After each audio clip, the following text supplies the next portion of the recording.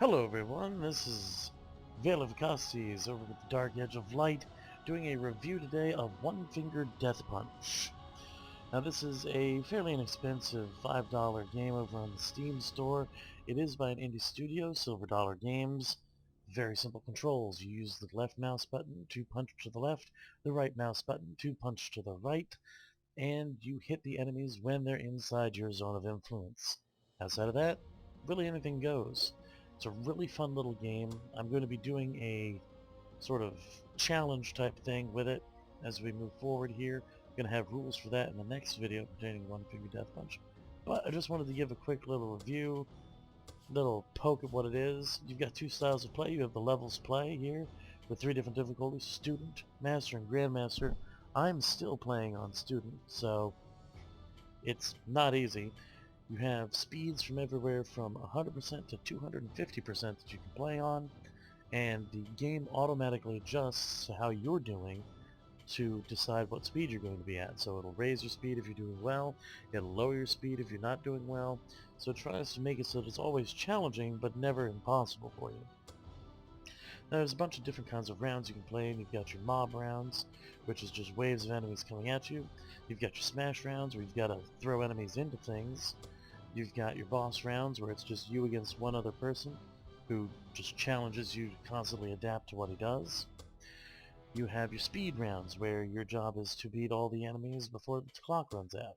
Survival, go until you can't go any further. You have multi-rounds, where you have to do the exact same group of enemies multiple times, but each time it gets faster. You have lightning rounds, where the entire background is dark and full of lightning. You have, let's see, what else have we got? Different types of weapon rounds, like nunchuck and light sword rounds, aka lightsaber rounds, let's be honest.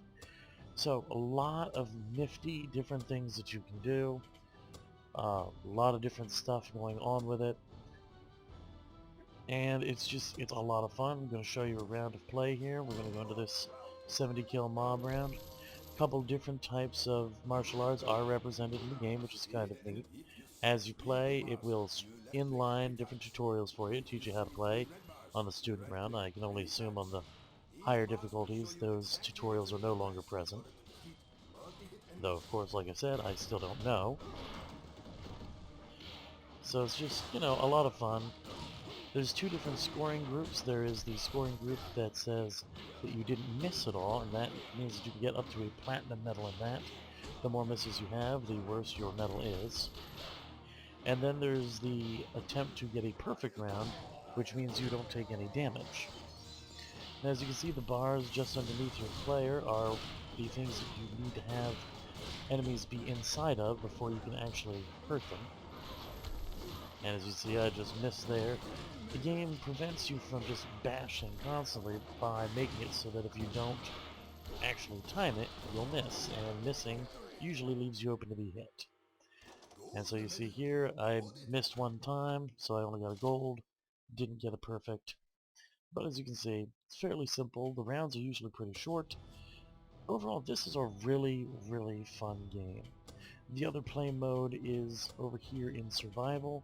This is literally just constant until you can't play anymore. You get to choose what skills you want to use. They have regular survival, which is just like playing in the regular game. Blind survival, which removes those bars from underneath you and makes it so you can't tell which way you're going to have to hit enemies as far as the multiple hit enemies. And then No Luca No is just ridiculous. I think this was mostly just put in as a joke, but if you can do well at it, you are the king. Because unlike the normal game where it doesn't matter where your cursor is, in No Luca No you have to shoo a giant black cat out of the center of your screen by moving your mouse to shoo them away. It's completely insane, and I don't understand really why it's in there, but why not? It's for fun. So, end of the day, would I recommend this game? Absolutely. Definitely pick it up. It's a lot of fun. Low cost, fun game. Go snag it. It's a blast. And as always, thanks for watching.